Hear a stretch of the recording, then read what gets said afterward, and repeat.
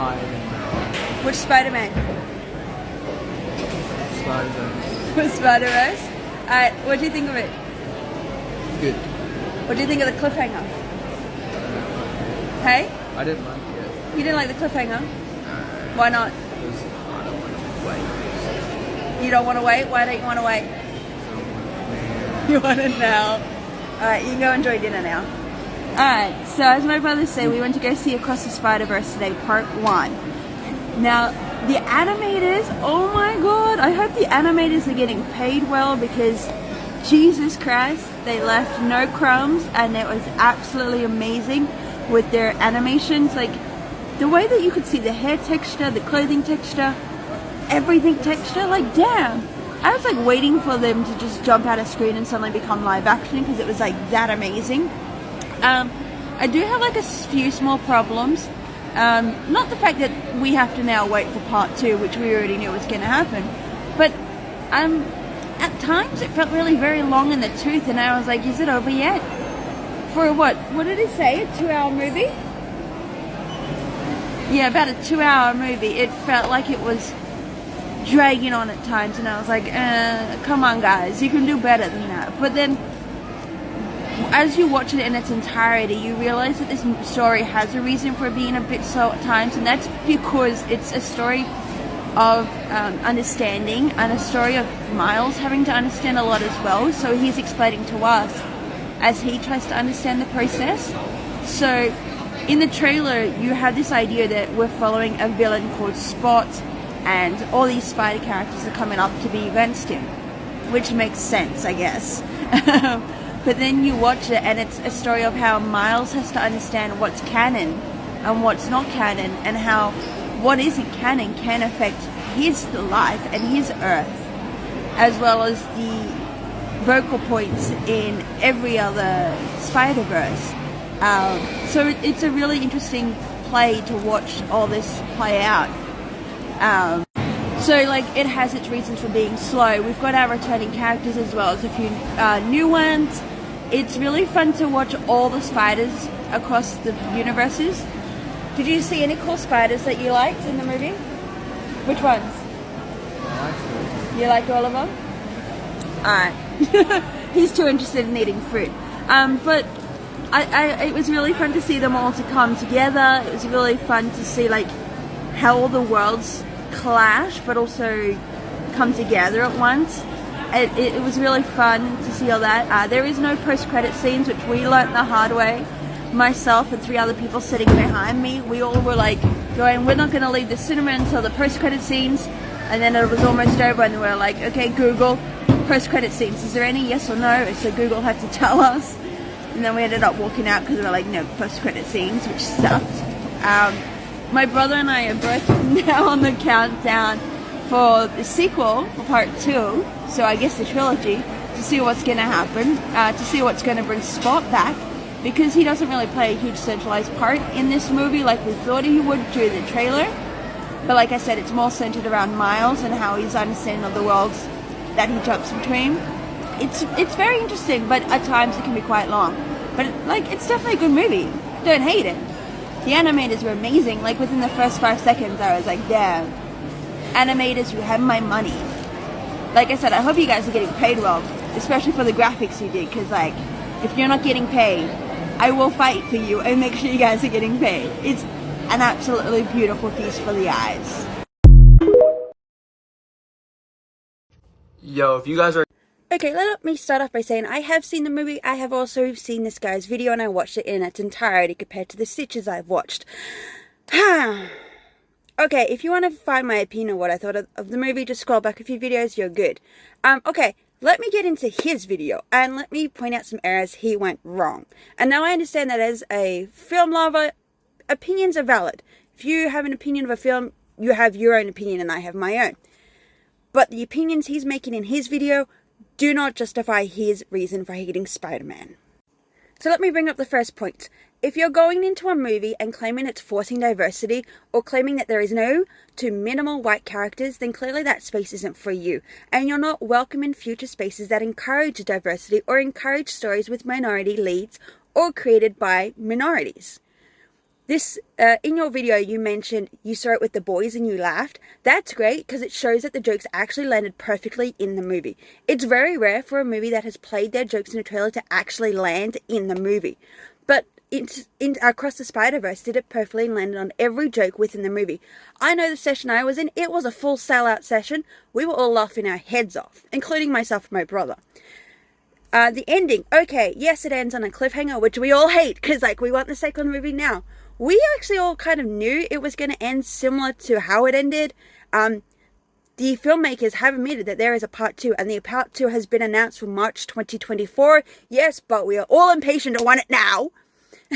You also said that the first movie you didn't consider was woke, yet you claim this one's woke. Do you understand that the second movie is literally just the same characters from the first movie? If you didn't think the first one was woke, what made you change your mind? You're mad that it has 3 people in it. Gwen Stacy, Gwen Stacy's dad, and Peter B. Parker. Okay, but didn't the first one have the same amount of characters? It had Aunt May, Peter B. Parker, and Gwen Stacy. Like, again, what made you change your mind? You didn't give us a valid reason on how it changed you from going not woke to woke. Now, in the first movie, it has an Asian character, Penny B. Parker, which was really exciting to see. In this one, it has an Indian character. From my perspective, I was actually really excited to see how many different nationalities Spider-Man can be in. It shows how diverse these characters are. Even in the comic books, which I've always been honest and admitted that I've never read comic books because they're not my thing.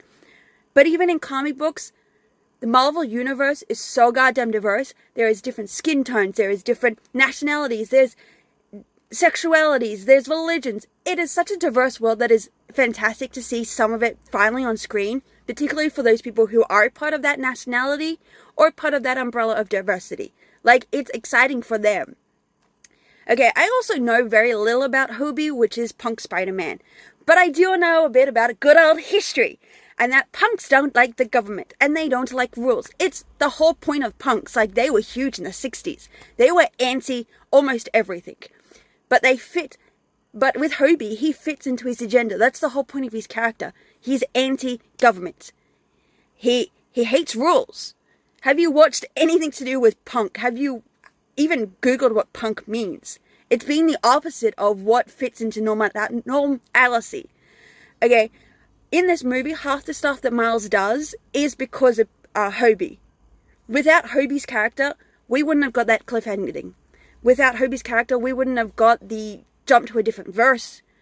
Without Hobie's character, we wouldn't have got Miles breaking Miguel's rules. So because of Hobie, a lot of things happened. Which is really exciting to see, because we wouldn't have had half that storyline without Hobie. Okay, you've also mentioned that a few times that Across the Spider-Verse was a filler movie. Darling, have you not seen Harry Potter and the Deathly Hallows Part 1? That was a filler movie. That, I sat there in cinemas and was like, why am I watching this? It's literally just them walking around the forest and pitching tents every 30 seconds.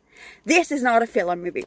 With the exception of the ending, yes, I will admit it ends on a cliffhanger, I've already said that. With the exception of the ending, Across the Spider-Verse can still be its own movie. Okay, there's nothing different to the first one. It can still be a standalone movie. Okay, again, with your diversity, you're going into the movie admitting that it has, since the first movie, been following a half-black, half-Latino Spider-Man who's a teenager. It's always been about a black Latino character. It's never lied to you about what character you're following.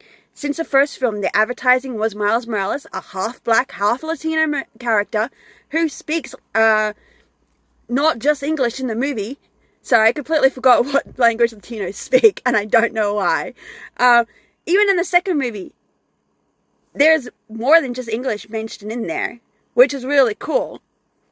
So again, if your whole reason for hating this movie is because you didn't like that it didn't feature enough white characters and it gave black characters a time to shine, then maybe this movie full stop was not for you and your opinion is invalid because you couldn't give enough valid criticism. You say that the writing was bad, okay, but like, what about it was bad?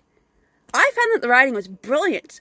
This is like Screenplay 101 if you want to work in animation. Like, it's perfect. You said that the animation was bad. I'm sorry. But again, what's your valid criticism for saying it's bad? Like, that is a fantastic animated movie. Using 2D styles, the fact that you could see hair texture which is very rare in any animated movie. You can see clothing texture. Like, again, it's a very rare thing for a movie to do, particularly a cartoon-related movie. Like, it gave us a lot of things that we don't normally see. Okay, yes, at moments there was lighting effects and strobing effects that may have affected anybody who has medical conditions that have seizures.